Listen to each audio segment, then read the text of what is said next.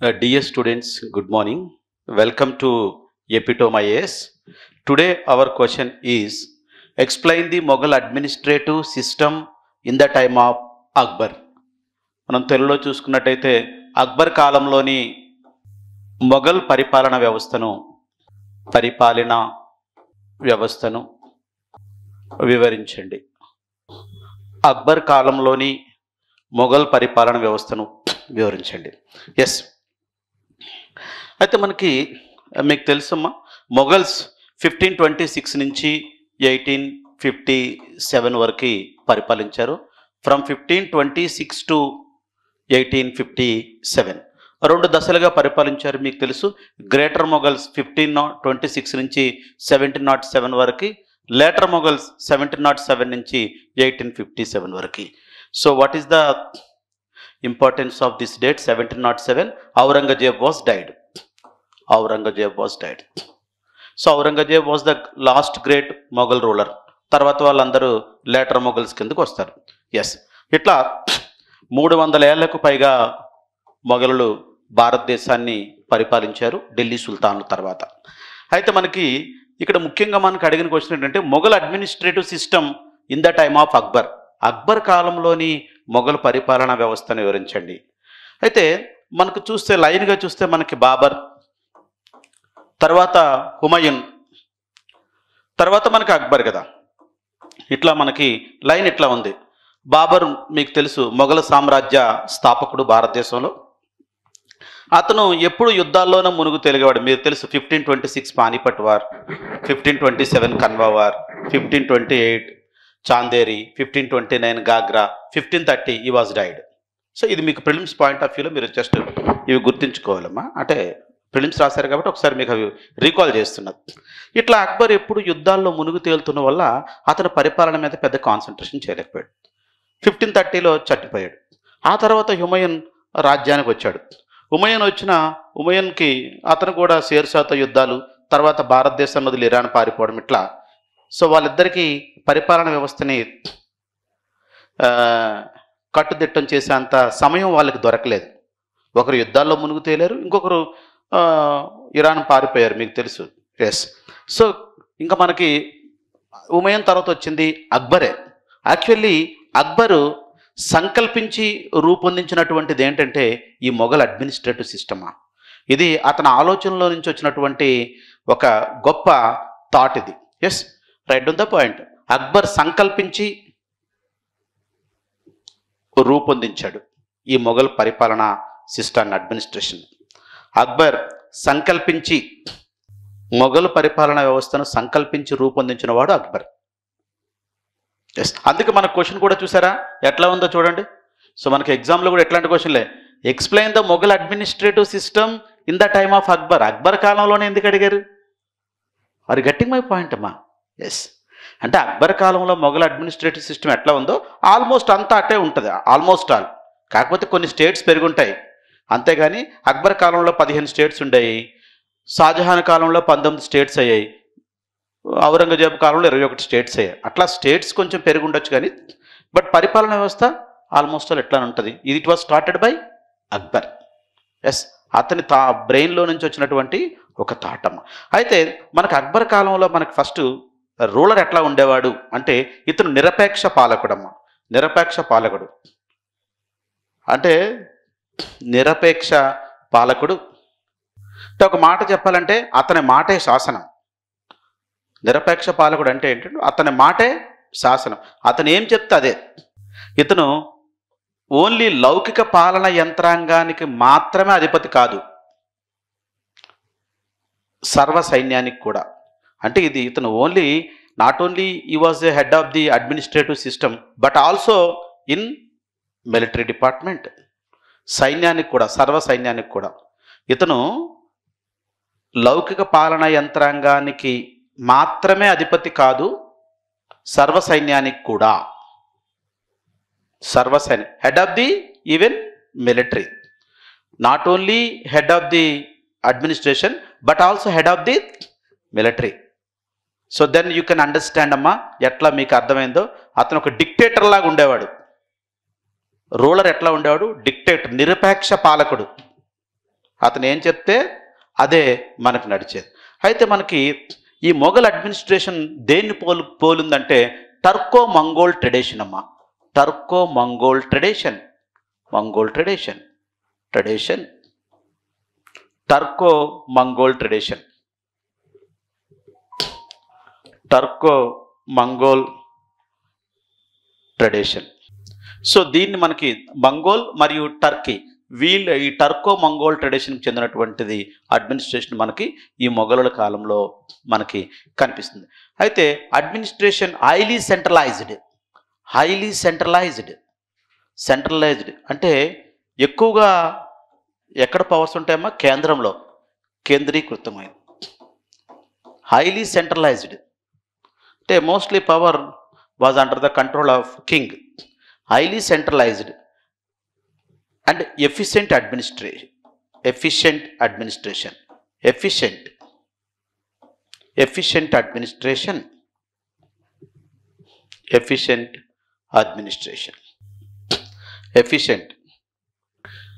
చాలా బలమైన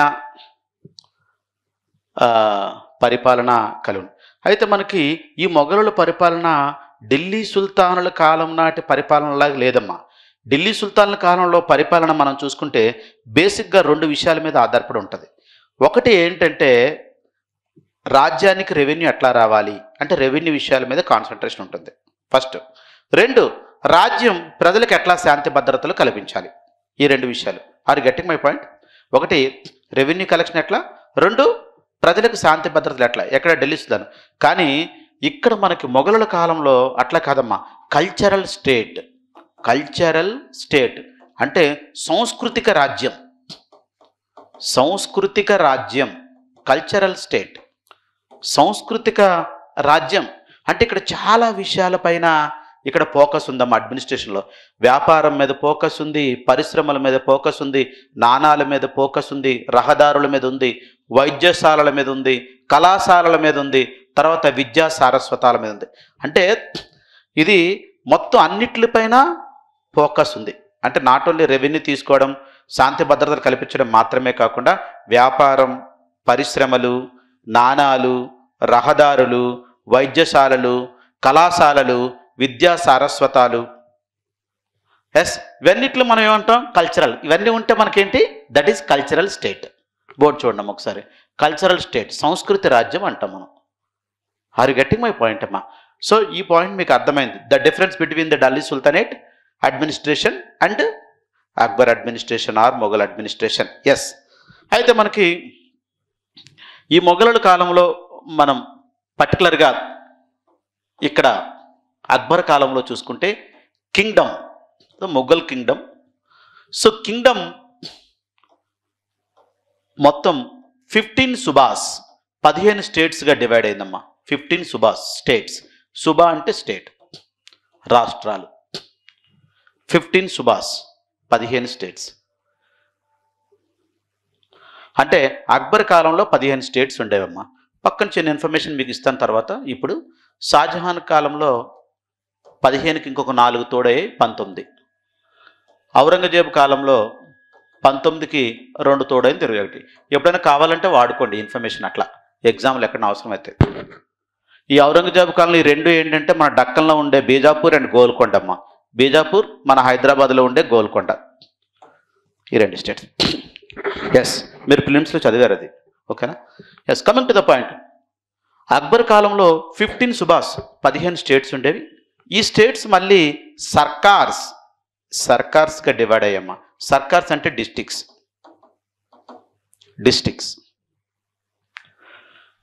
డిస్ట్రిక్ట్స్ మళ్ళీ పరగనగా డివైడ్ అయ్యాయి. పరగన అంటే తాలూకా. మీరు చిన్నప్పుడు మీరు వినే ఉంటారు తాలూకా అని. తర్వాత ఇప్పుడు మనం మండలాన్ని పిలుస్తున్నాం. విలేజ్, గ్రామం. ఇట్లా మనకి ఉండేదమ్మా. 15 subahs. Each subah once again divide into sarkar and parganas, talukas, and lowest unit of administration is village. Yes, clear. అయితే మనకి ఈ మనకి కింగ్డమ్లో మొఘల్ రూలర్ ఎవరైతే ఉన్నారో వాళ్ళు, పర్టికులర్గా ఇక్కడ మనం అక్బర్ కాబట్టి అక్బర్ కాలంలో అక్బర్కి ఈ అడ్మినిస్ట్రేషన్లో సహాయం చేయడానికి, అడ్వైజ్ అని సహాయం కానీ చేయడానికి కొంతమంది ఇంపార్టెంట్ మంత్రులు ఉండేవారమ్మా. వాళ్ళు ముఖ్యమైన వాళ్ళు ఎవరంటే vakil prime minister, wazir finance minister,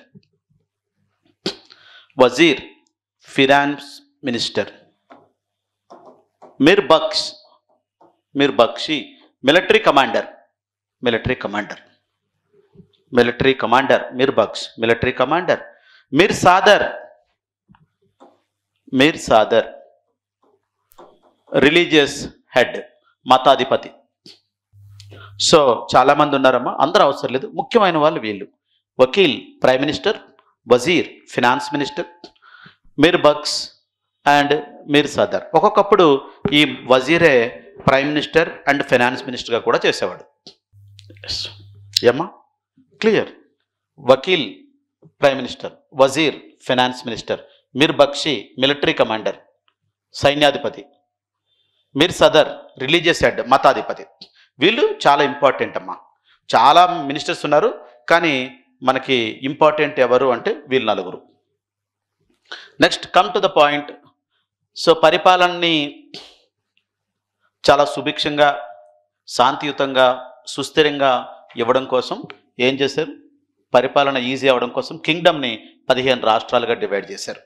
15 states. మరి ఈ 15 స్టేట్స్ ఏంటంటే, మనకి 15 స్టేట్స్ అంటే అన్నీ అవసరం లేదు, కానీ జనరల్గా మీరు రాసుకునే అవసరం లేదు, జస్ట్ చెప్తాను వినండి. ఆగ్రా ఒక స్టేట్ ఉండేది ఆ రోజుల్లో, ఢిల్లీ ఒక స్టేట్ లేదా సుబా, అలహాబాద్, కాబూల్, తర్వాత లాహోర్, ముల్తాన్, ఔద్, ఇవన్నీ స్టేట్స్గా ఉండేయమ్మా. ఒక్కొక్క స్టేట్కి హెడ్, ఉదాహరణకి ఆగ్రా ఒక స్టేట్, ఢిల్లీ ఒక స్టేట్, ఇట్లా ఓ 2 రాసుకోండి. స్టేట్కి head subedar, సుబాకి head subedar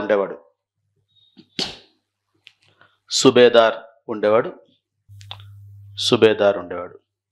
so ఇతను కాకుండా దివాన్, కాజీ, అమీల్ అనే వాళ్ళు కూడా ఉండేవారమ్మా. దివాన్, కాజీ, అమీల్ అనే వాళ్ళు కూడా ఉండేవారు. సో దివాన్ రెవెన్యూ వ్యవహారాలు చూసుకునేవాడు. ఆల్మోస్ట్ సుబేదార్కు పోటీలాగా ఉండేవాడమ్మా. ఇప్పుడు గవర్నరు, చీఫ్ మినిస్టర్ ఎట్లా ఉన్నారు అట్లా subedar head of the subah and diwan ఉండేవాడు. ఇతను కూడా రెవెన్యూ వ్యవహారాలు చూసుకున్నాడు, రెవెన్యూ వ్యవహారాలు. సో ఆల్మోస్ట్ సుబేదార్కి పోటీలాగా ఉండేవాడు ఇతను. కాజీ, ఇతను న్యాయమైన తీర్పులు చెప్పి గొడవలు తీర్చేవాడమ్మా. అమీల్, వీళ్ళు ట్యాక్స్ కలెక్ట్ చేసేవారమ్మా. Tax collectors. ఎస్, ఇది మనకి ఓకే. ఇకపోతే డిస్ట్రిక్ట్స్కి వస్తే, డిస్ట్రిక్ట్లో ఫౌజ్దార్ ఉండేవాడమ్మా. Faujdar district head. డిస్ట్రిక్ట్ అంటే ఏంటి? సర్కార్. ఫౌజ్దార్ ఉండేవాడు. పరగనా, తాలూకా, ఇప్పుడు మండలం లాగా సిక్దార్ ఉండేవాడమ్మా. సిక్దార్ SHIKDAR సిక్దార్. స్టేట్కి సుబేదార్ అమ్మా, డిస్ట్రిక్ట్కి ఫౌజ్దార్, పరగనకి సిక్దార్. విలేజ్ గ్రామానికి పెద్ద ఉండాడమ్మా. రకరకాల పేర్లతో పిలిచారు. విలేజ్ హెడ్ గ్రామాని, పట్వారి, ఇట్లా విలేజ్కి. అయితే మనకి మొఘల్ అడ్మినిస్ట్రేటివ్ సిస్టమ్ ఉండేది. సో దీనంతా ఒక ఫ్రేమ్ చేసింది ఎవరమ్మా? అక్బరే ఇట్లా చేయడం అనేది జరిగింది. అయితే మనకి లోకల్లో విలేజ్లో చూసుకున్నట్టయితేనమ్మా, గ్రామాల్లో చూసుకున్నట్టయితే, సో ఈ అడ్మినిస్ట్రేషను మనకి సేమ్ మనకి షేర్షా అడ్మినిస్ట్రేషన్ ఎట్లా ఉందో అట్లానే మనకి ఈ అక్బర్ కాలంలోని ఈ స్థానిక లోకల్ అడ్మినిస్ట్రేషన్ సేమ్ షేర్షా అడ్మినిస్ట్రేషన్ని పోలి ఉంటుంది. అంతేకాకుండా మనకి సుబ ఒకటి క్లోజ్ చేస్తేనమ్మా, సుబ క్లోజ్ చేస్తే మిగతా అంతా కూడా షేర్షా అడ్మినిస్ట్రేషన్ ఎట్లా ఉంటుంది, షేర్షా ఈ divide is kingdom into sarkars, pargana, village ఇట్లానే ఉంటుంది. మనకు అక్కడ సుబ ఉండదు, ఎక్కడ షేర్షా దగ్గర రిమైనింగ్ ఎవ్రీథింగ్ ఉంటాయి. అంటే అతను డైరెక్ట్గా కింగ్డమ్ని డిస్టిక్లుగా చేసుకొచ్చేసారు అనమాట, 47 డిస్టిక్స్గా. అంటే మ్యాక్సిమం 80% ఆఫ్ ది ఈ Mughal administration based on the Sher Shah administration. ఈ విలేజ్ అడ్మినిస్ట్రేషన్ అయితే కంప్లీట్లీ షేర్షా అడ్మినిస్ట్రేషన్ అంటారు, షేర్షా అడ్మినిస్ట్రేషన్ లానే ఉంటుంది. Yes, clear. ఇది ఇట్లా మనకి ఇట్లా ఉంటుందమ్మా. అయితే మనకి ముఖ్యంగా అక్బర్ కాలంలో మన పరిపాలన చెప్పుకోవాల్సింది ఏంటి అంటే, ఒకటి రెవెన్యూ అడ్మినిస్ట్రేషన్, రెండు మిలిటరీ అడ్మినిస్ట్రేషన్. ఒకటి రెవెన్యూ అడ్మినిస్ట్రేషన్, రెండు మిలిటరీ అడ్మినిస్ట్రేషన్. సో మనకి రెవెన్యూ అడ్మినిస్ట్రేషన్ ముఖ్యంగా రెవెన్యూ ఎక్కడి నుంచి వచ్చేది, the most important source of income to the Mughals, land revenue. Land revenue జనరల్గా వాళ్ళు 1/3 వసూలు చేసేవారమ్మా, 1/3 వసూలు చేసేవారు. సో ఈ ట్యాక్స్ని mal or you can called as kharaj అని పిలుస్తారు. 1/3 ట్యాక్స్ అంటే 33%.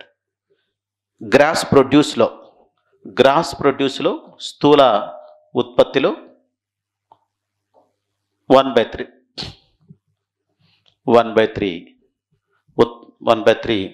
వాళ్ళు. అయితే అక్బరు ఈ రెవెన్యూ సిస్టాన్ని మార్చాడమ్మా. ఒక మాటలో చెప్పాలంటే ఇతను ఒక రిమార్కబుల్ ఇన్నోవేషన్, రిఫార్మ్ తీసుకొచ్చాడు ఈ రెవెన్యూ వ్యవస్థలో. ఇక్కడ ఏంటి, వచ్చిన ప్రొడక్షన్లో గ్రాస్ ప్రొడ్యూస్లో 1/3, కానీ అట్లా కాకుండా ఇతను ప్రొడక్షన్ మీద కాకుండా ల్యాండ్ మెజర్మెంట్ మీద, based on the land measurement మీద అతను ట్యాక్స్ వసూలు చేయడం మొదలుపెట్టాడమ్మా. అయితే ఇది ఏంటి అంటే మనకి ఈ సిస్టాన్ని జప్తీ లేదా బందోబస్త్ సిస్టమ్ అంటాం. జప్తీ లేదా బందోబస్త్ సిస్టమ్, లేదా ఐన్ ఈ దాహసాల్ సిస్టమ్. జప్తీ, బందోబస్త్ లేదా ఐన్. సో అక్బర్ దగ్గర పనిచేసినటువంటి ఒక prime minister Raja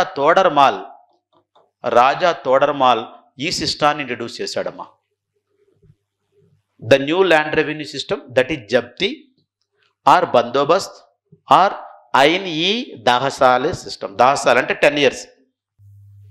in 1582 the Raja Todar Mal, who was the prime minister of Akbar introduced zabti system in 1582. ఈ సిస్టమ్ ఏంటంటే collecting taxes based on the land measurement, not based on the production. కానీ ఇనీషియల్గా ఎట్లా జరిగేదమ్మా, గ్రాస్ ప్రొడక్షన్లో 1/3 వసూలు చేసేవారు ఇనీషియల్గా మొఘల్ అడ్మినిస్ట్రేషన్లో, అంటే ఇంతకుముందు. సో ఇప్పుడు అక్బర్ వచ్చాక సో ప్రొడక్షన్ మీద కాదు, వచ్చిన దాని మీద కాదు, ల్యాండ్ కొలత మీద మనం ఎంత ల్యాండ్ ఉందో దాన్ని బేస్ చేసుకొని అని చెప్పడం జరిగింది. ఇప్పుడు ల్యాండ్ కొలత మీద చేస్తే చాలా ప్రాబ్లం ఉంటుందమ్మా. అతనికి 100 acres ఆఫ్ ల్యాండ్ ఉంది, అతనికి 10 acres ఆఫ్ ల్యాండ్ ఉంది, నీకు 2 acres ఉంది ల్యాండ్. సో అతని బీడు భూమి 10 acres ఉన్నా సరే ఏం పెద్దగా పండదు, నీది బాగా పండుతుంది. మరి ఎవరు ఎక్కువ ట్యాక్స్ కట్టాలి? జనరల్గా అయితే అతనికి ఎక్కువ ఉంది కాబట్టి అతనే ట్యాక్స్ కట్టాలి కదా ఎక్కువ. అట్లయితే మరి రైతులు ఊరుకోరు కదా.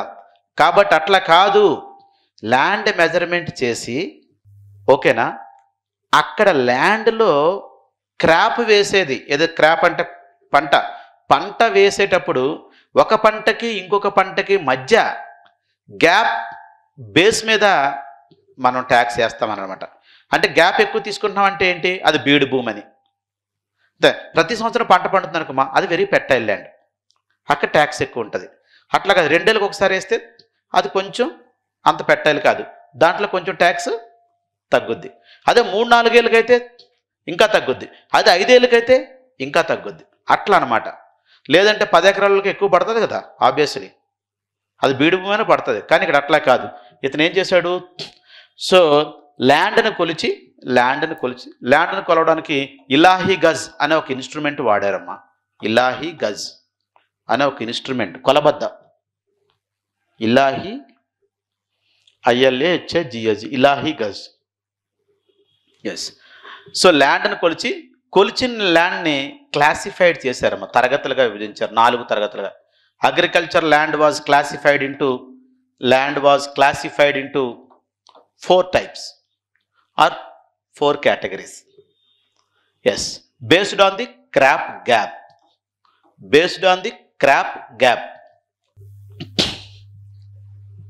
క్రాప్ గ్యాప్ అంటే ఒక పంటకి ఇంకొక పంటకి మధ్య తీసుకున్నటువంటి కాలాన్ని బేస్ చేసుకుని అట్లా.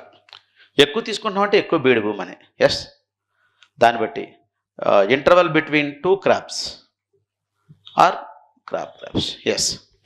ఫస్ట్ది పొలాజ్ అంటే బాగా ఫెర్టైల్ ల్యాండ్ అమ్మ, బాగా సాగు భూమి అంటే బాగా మంచి భూమి.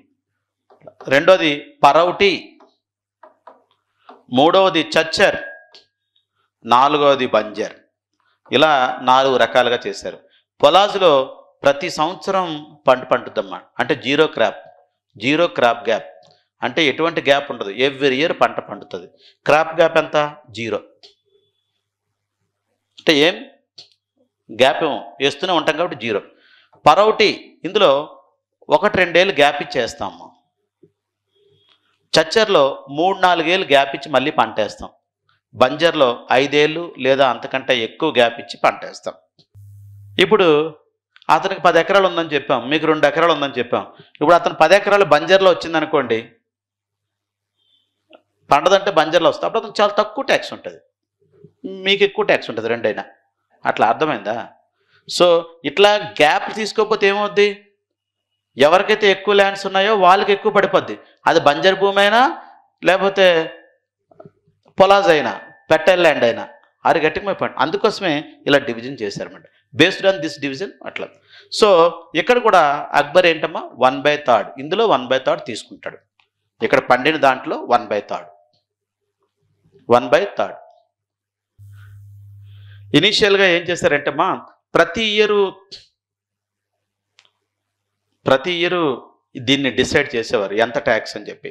కానీ తర్వాత ఏం చేస్తారంటే 10 ఏళ్ళకి ఒకసారి ఈ కొలతలు పెట్టారు. ప్రతి ఇయర్ కొలిచేవారు ఫస్ట్లో, తర్వాత 10 ఏళ్ళకి ఒకసారి. అందుకే ఇక్కడ చూడండి, ఐనీ దాసాల సిస్టమ్ అంటే దాసాల 10 years,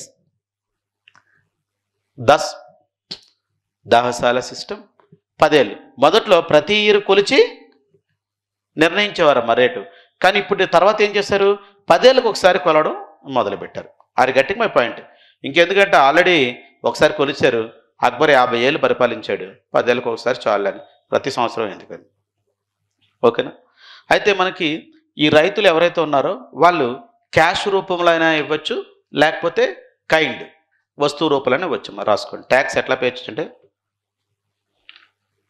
the payment as made జనరల్గా అయితే క్యాష్ రూపంలో చేయాలి, ఒక్కొక్కసారి వస్తు రూపంలో కూడా చేయొచ్చు. జనరల్లీ అయితే క్యాష్ రూపంలో చేయాలి.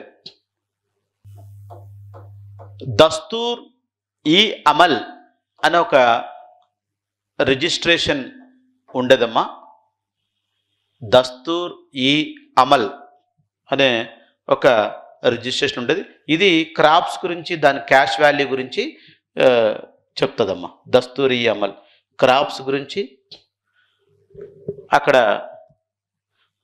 ఆ క్యాష్ వాల్యూ, క్రాప్స్ తాలూకా క్యాష్ వాల్యూ గురించి చెప్పేటటువంటి ఒక రిజిస్ట్రేషన్ ఇది, దస్తూర్ ఈ అమల్. అంతేకాకుండా మనకి ఈ అక్బర్ పాలనలో మనం చూస్తున్నట్టయితే హిందువులు ముస్లింలు అందరూ కలిసి పనిచేసేవారమ్మా. అంటే హిందూ ముస్లిం అనే తేడా లేకుండా అతను సామర్థ్యాన్ని బట్టి పదవులు ఇచ్చేవాడు, సామర్థ్యాన్ని బట్టి, వాళ్ళ కెపాసిటీని బట్టి పదవులు ఇచ్చేవాడు,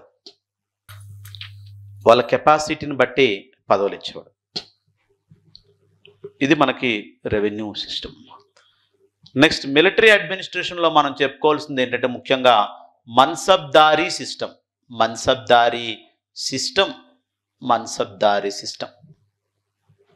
మన్సబ్దారీ system. So this system was introduced by Akbar in 1575 అమ్మ. 1575లో అక్బర్ ఈ సిస్టాన్ని ఇంట్రడ్యూస్ చేశాడు. మన్సబ్ అంటే మీనింగ్ ర్యాంక్ అని అర్థం అమ్మ. అంటే rank based system. Rank based system. Actually ఇది Mongol ruler Genghis Khan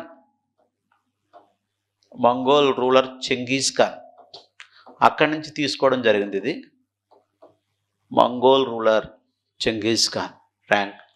rank based system. Mansab mean rank. ఇక్కడ ఈ సిస్టంలో ఏంటంటే ప్రతి ఆఫీసర్కి ఒక ర్యాంక్ ఇస్తారమ్మా. Every officer was given a rank. ఒక ర్యాంక్ ఇస్తారు. ర్యాంక్ ప్రతి ఆఫీసర్కి ర్యాంక్. అదే అక్బర్ కాలంలో చూసుకుంటే 10 అనేది చిన్న ర్యాంకు, 7000 అనేది పెద్ద ర్యాంక్ అమ్మా. ఎస్. అంటే ఏంటంటే ఒక వ్యక్తికి 10 ర్యాంక్ ఉంది, ఒక వ్యక్తికి 100 ర్యాంక్ ఉంది. ఎవరు పెద్ద ఆఫీసరు? 100 ఉన్నవాళ్ళు పెద్ద ఆఫీసరు.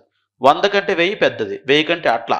ఇప్పుడు మీరు చూడండి, ఐఏఎస్, ఐపీఎస్, ఐఆర్ఎస్ ఎట్లా లైన్గా చూస్తున్నారు. ఇక్కడ ఒకటి తెలుస్తుంది ఎవరు పెద్ద అని. కానీ అక్కడ ఎట్లా ఆ రోజుల్లో? కాబట్టి ర్యాంక్ అనమాట. ఇప్పుడు నీ ముందు నువ్వు 300 ర్యాంకు, నీకు ఎదురుగా 400 వచ్చానుకో, నువ్వు అతనికి సబార్డినేట్ సెల్యూట్ కొట్టాలి. It's a rank based system. Military system rank based system. అయితే 1597లో ఏమైందంటేనమ్మా, instead of giving 1 rank, Akbar gave 2 ranks to the officers. Akbar gave 2 ranks. 1 rank బదులు 2 ర్యాంకులు ఇవ్వడం మొదలుపెట్టాడు. అక్బర్ 1 ర్యాంక్ బదులు 2 ర్యాంకులు. ఎప్పటి నుంచి? 1500. ఎప్పుడు పెట్టాడు? 1575లో. ఈచ్ ఆఫీసర్కి 1 ర్యాంక్ ఇచ్చేవాడు. కానీ 1597లో ఈ had given 2 ranks to 1 officer. ఒకే ఆఫీసర్కి 2 ర్యాంకులు. 1 ర్యాంక్ ఏమో జాట్ ర్యాంక్, రెండోదేమో సవర్ ర్యాంక్. ఈ జాట్ ర్యాంక్ ఏం తెలుపుతుంది అంటే ఆఫీసర్ తాలూకా స్టేటస్, శాలరీ తెలుపుతుందమ్మా. అంటే హోదా, జీతం తెలుపుతుంది ఫస్ట్ది. ఇప్పుడు 2000 ఉందనుకోండి,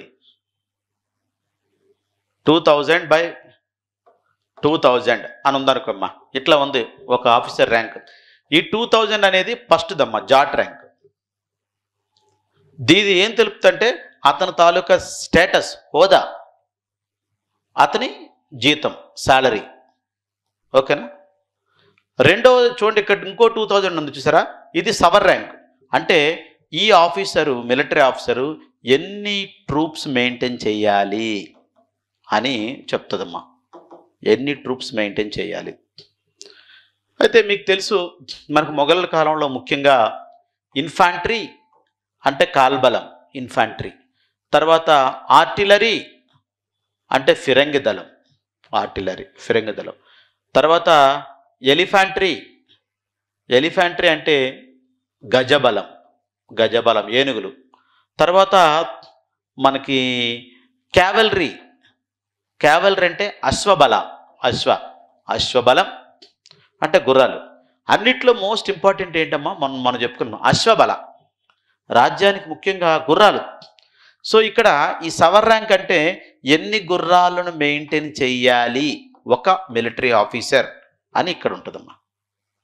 సో ఇప్పుడు ఎక్స్ అనే ఒక మన్సబ్దారీ సిస్టంలో ర్యాంక్ ఉంటుంది. ఇతను ఏమంటారంటే మన్సబ్దార్ అంటారమ్మా. మన్సబ్దార్. ఒక మన్సబ్దార్ చూసుకుందాం. ఎవరైనా ఎక్స్ అనే ఒక మన్సబ్దార్, అతని ర్యాంక్ ఇట్లా ఉంది, 2000/2000. మొదటిదేమో జాట్ ర్యాంక్, రెండోదేమో సవర్ ర్యాంక్. ఇదేమో అతని హోదాని, శాలరీని తెలుపుతుంది. ఇదేమో అతను మెయింటైన్ చేయవలసిన ట్రూప్స్, ఎన్ని గుర్రాలు మెయింటైన్ చేయాలి, 2000 గుర్రాలు. 5000/5000 ఉందనుకో ఇంకొకరికి, వై అనే వాళ్ళకి, ఇతను 5000 గుర్రాలు మెయింటైన్ చేయాలి. ఇట్లా అక్బర్ కాలంలో హైయెస్ట్ ఎంతమ్మా? 7000/7000. 7000 status and salary, 7000 troops maintain చేయడం. ఎస్, ఇది యాక్చువల్లీ అక్బర్ కాలంలో ఇద్దరికి ఉండేది 7000/7000. సో వాళ్ళు మన రాజ్పుట్స్ అనమాట. మాన్సింగ్ ఒకరు, ఇద్దరికి 7000/7000 ఉండేదమ్మా అక్బర్ కాలంలో. ఒకరు Man Singh, 2 Mirza Aziz Koka, KOKA. KOKA, Koka. Mirza Aziz Koka and Mansinghh, yes, both were taken 7,000 by 7,000 Mansab. Yes, and 7,000 by 7,000 Mansab were given to both Mirza Aziz Koka and Mansingh్. ఎస్, అయితే మనకి ఈ మన్సబ్దార్స్ ఎవరైతే ఉన్నారో ఈ ర్యాంక్ బేస్ హోల్డర్ని ఏమంటారు? మిలిటరీ మ్యాన్ని మన్సబ్దార్ అంటారు. ఈ మన్సబ్దార్కి ఇన్స్టెడ్ ఆఫ్ శాలరీస్ జాగీర్స్ ఇచ్చేవారమ్మా. శాలరీలకు బదులు జాగీర్. ఇక్కడ ఒక ల్యాండ్ ఇచ్చేవారు, ఇట్లా జాగీర్. ఇక్కడ ఈ ల్యాండ్లో వచ్చే మనీ అంతా నువ్వు వసూలు చేసుకొని నీ జీతం తీసుకొని అందులోనే శాలరీ తీసుకొని నీకు ఎన్ని ట్రూప్స్ అయితే మెయింటైన్ చేయమని చెప్పామో అన్ని ట్రూప్స్ మెయింటైన్ చేసుకో. ఇది కాన్సెప్ట్ అమ్మా. Instead of giving salary, government gave lands to the mansabdars. Mansabdars ఏం చేయాలి? To collect taxes from them. అందులో నుంచి వాళ్ళు జీతం తీసుకోవాలి, వాళ్ళ ట్రూప్స్ని మెయింటైన్ చేసుకోవాలి. Are you getting my point? Yes, ఇట్లా మనకి ఇట్లాంటి సిస్టాన్ని, ఒక కొత్త సిస్టాన్ని అక్బరు ఇంట్రడ్యూస్ చేశాడమ్మా. ఇట్లా మన్సబ్దారీ సిస్టమ్ మనం ఇంతకుముందు ఎప్పుడు చూడలేని సిస్టమ్ ఇది. Yes, rank based system. Yes, clear. ఇది మనం అక్బర్ కాలంలో మనకి మొఘల పరిపాలన వ్యవస్థలో ఇవన్నిటిని మనం రాయాల్సి ఉంటుంది.